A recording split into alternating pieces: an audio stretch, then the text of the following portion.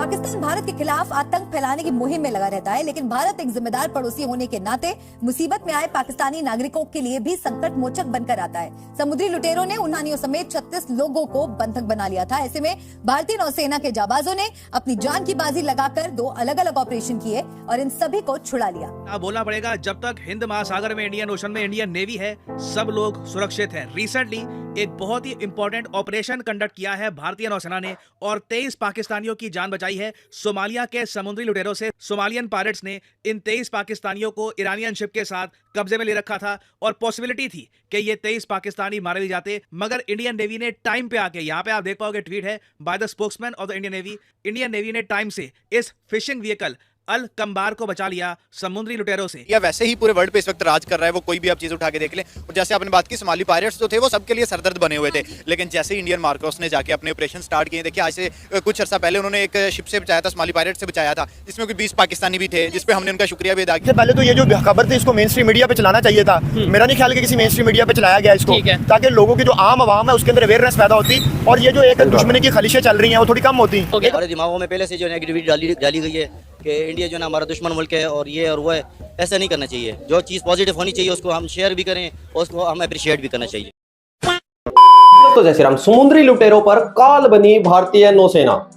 अरब सागर से लेकर अदन की खाड़ी तक इन दिनों भारतीय नौसेना पूरी तरह से समुद्री लुटेरों का काल बन चुकी है। नौसेना की तरफ से शुक्रवार को जारी किए गए एक बयान में बताया गया, अदन की खाड़ी में ईरान के एक मछली पकड़ने वाले जहाज पर समुद्री लुटेरों ने हमला कर दिया। नौसेना के जवानों ने समुद्री योद्धा बनकर तुरंत कार्रवाई करते हुए लुटेरों को पकड़ा, बल्कि जहाज में सवार 23 पाकिस्तानी क्रू मेंबर को भी सुरक्षित बाहर निकाल लिया। जहाज का नाम था भाई अल कंबार 786। आप लोग क्या रहे कमेंट सेक्शन में वीडियो शुरू करते हैं। दोस्तों, इस वक्त आपको पता है कि रेड सी के अंदर इंडियन नेवी की बहुत ज़्यादा प्रेजेंस है और इंडियन नेवी ने पाकिस्तानी सेलर्स को पायरेट्स से छुड़ाया है। और ये एक Pakistani I think fishing vessel थी जो कि पायरेट्स ने हाईजैक कर ली थी सोमालियन कोस्ट के ऊपर। और कहा जा रहा है कि ये सेकंड रेस्क्यू ऑपरेशन है पिछले 36 घंटे में। इसका मतलब ये है कि इंडियन नेवी ने जो अपना red sea, strait of Hormuz, Bab al मंदेब, Arabian सी, इस पूरे एंड देन इंडियन ओशन के हवाले से, वो जो इंडियन नेवी बार बार एक बात कर रही है कि जी हम नेट सिक्योरिटी प्रोवाइडर हैं, हम ये चीज़ें कर रहे हैं।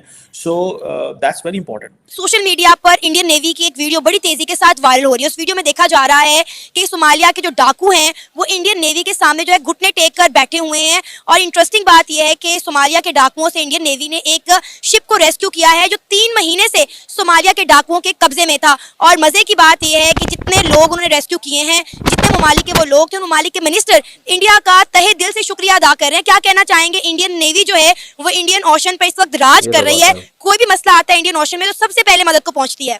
देखिए, बिल्कुल ऐसे जैसे आपने कहा इंडिया की नेवी राज कर रही है। इंडिया वैसे ही पूरे वर्ल्ड पे इस वक्त राज कर रहा है, वो कोई भी आप चीज उठा के देख लें। और जैसे आपने बात की, सोमाली पायरेट्स जो थे वो सबके लिए सरदर्द बने हुए थे, लेकिन जैसे ही इंडियन मार्कोस ने जाके अपने ऑपरेशन स्टार्ट किए, देखिए आज से कुछ अर्सा पहले उन्होंने एक शिप से बचाया था, सोमाली पायरेट से बचाया था, जिसमें कोई 20 पाकिस्तानी भी थे, जिसपे हमने उनका शुक्रिया भी अदा किया था। उसके बाद आप ये देख लें, मतलब कि जो भी है, जिस तरह से इंडियन मार्कोस, कुछ भी मसला हो जाए दरिया के अंदर, समंदर के अंदर, आपको वहां पर इंडियन मार्कोस नजर आएंगे। क्यों? क्योंकि वो अपने बजट पे इतना ज्यादा हिस्सा लगा रहे हैं, और लगा रहे हैं तो फिर वो नजर भी आता है कि यार उनकी जो नेवी है, उनकी जो आर्मी है, वो काम भी कर रही है। बरक्स देख लें, हम भी लगाते हैं, इतना ज्यादा हम भी लगाते हैं, लेकिन हमारा वो नजर नहीं आता कि यार हमारी जो नेवी है वो कहाँ पर गई हुई है। देखिए, पिछले दिनों भी हमने एक न्यूज़ सुनी है कि जी पाकिस्तान वाले इंडिया की मदद चाह रहे हैं। हमारे कुछ लोग जो फिशरमैन जो है वो गायब हुए हुए। 1 दर्जन के करीब जो थे हमारे मछेरे मिल नहीं रहे थे। 5 से 7 दिन हमारी नेवी ने हमारे उन दर्जन के करीब मछेरों को ढूंढने की कोशिश की, लेकिन जब वो इसमें कामयाब नहीं हो सके तो पाकिस्तान के जो सियासतदान हैं उन्होंने पाकिस्तान के वजीर आजम को मनाया कि वो इंडिया से मदद लें, इंडियन नेवी से मदद लें कि वो हमारे लोगों को ढूंढ कर लाए।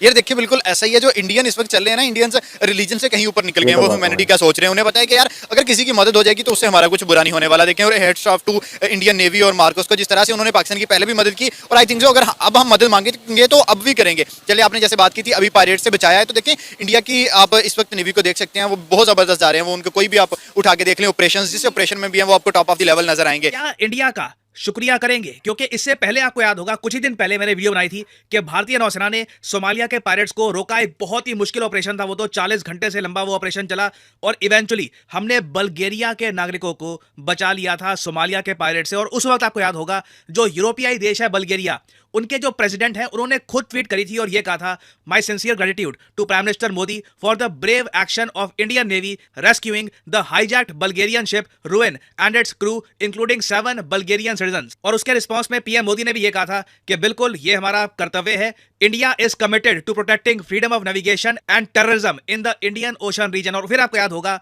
भारतीय नौसेना के चीफ ने भी ये बात कही थी कि देखो इंडियन ओशन, जो ये नाम है इंडियन ओशन, ये हमारे नाम से ही तो बना है, इंडिया के नाम से, तो हमारा वैसे ही कर्तव्य बनता है कि हम इंश्योर करके रखें कि इंडियन ओशन दुनिया भर के लोगों के लिए हमेशा सुरक्षित रहे, चाहे वो बल्गेरियन हो या फिर इस पर्टिकुलर केस में चाहे पाकिस्तानीज भी क्यों ना हो। अब यहाँ पे आप एक सवाल पूछ सकते हैं कि जो इंडियन ओशन का अरेबियन सी वाला पार्ट है, ये वाला जो हिस्सा है यहाँ पर, ये तो काफी खतरनाक हो गया है, चाहे वो बल्गेरिया की कोई कार्गो शिप हो या कोई फिशिंग शिप हो, या इससे पहले भी आप देखोगे कई केसेस हुए हैं जो सोमालिया देश है यहां से पायलट्स निकलते हैं और कैसे भी करके एक शिप को कब्जा लेते हैं और फिर मांगते हैं फिरौती, और ये केसेस लगातार बढ़ते जा रहे हैं। तो हम कुछ करते क्यों नहीं, इस एरिया को अनसेफ डिक्लेयर क्यों नहीं किया जाता? देखो बिल्कुल मेरे ख्याल से बहुत ही जल्द होगा कि फिर से Arabian Sea will likely become a high risk area soon. 2023 में यूएसए और यूरोपियन यूनियन ने यह कहा था कि इन्होंने काफी ऑपरेशंस कंडक्ट किए हैं और सोमालिया के पायरेट्स को काफी कमजोर कर दिया है, तो अब हमें अरेबियन सी को एक हाई रिस्क एरिया कहने की आवश्यकता नहीं है। But clearly